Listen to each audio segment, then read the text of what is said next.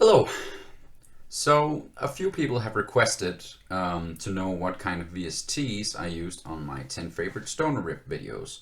So I thought I would go over the different, as I always say, free VSTs that I used on this particular video. And it is also worth noting that I still use all these VSTs on my newer videos.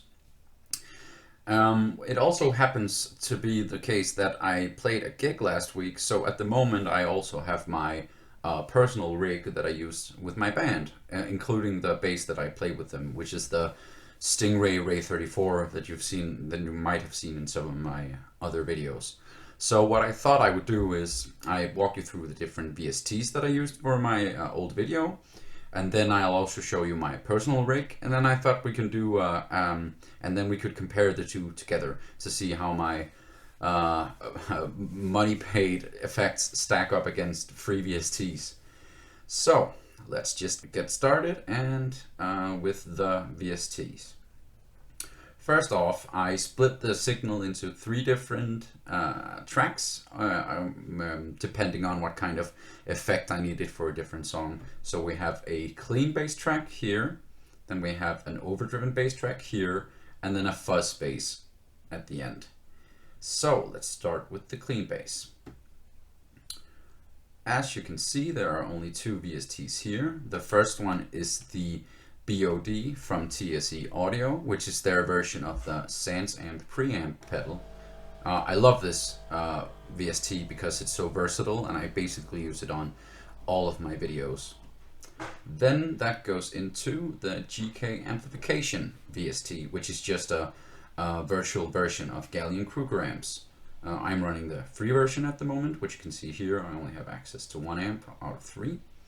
And what is particularly nice for me about this VST is that my actual rig that I use with my band uses a Gallien-Kruger amp, so I can kind of emulate what I do in my rehearsal space with this VST. Then we have the overdriven bass, which also has the BOD and the GK VSTs, but I added the TS999 Subscreamer from Ignite Amps.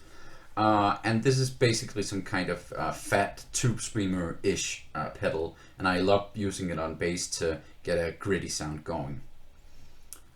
Then finally we have the bass fuzz track, and this also has the BOD and the GK, but instead of the TS999 I used the TSE 808 as an overdrive pedal.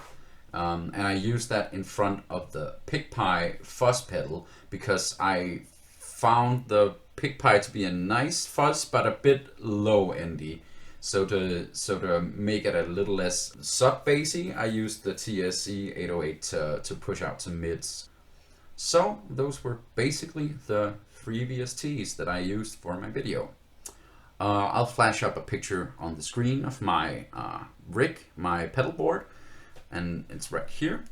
And here we see my rig, which is from right to left, the Electro Harmonix Hot Wax dual overdrive pedal, which combines their crayon and hot tubes into a singular overdrive pedal so that you can drive the hot tubes pedal with the crayon. And this is just a great way to get some mild to kind of aggressive punk distortion going. Then that goes into the Bassballs pedal, which is basically a filter or an auto wah that I use mainly for soloing and stuff like that. Then I have a hand-built fuzz, which was made from a guy I found on the Danish equivalent of Craigslist.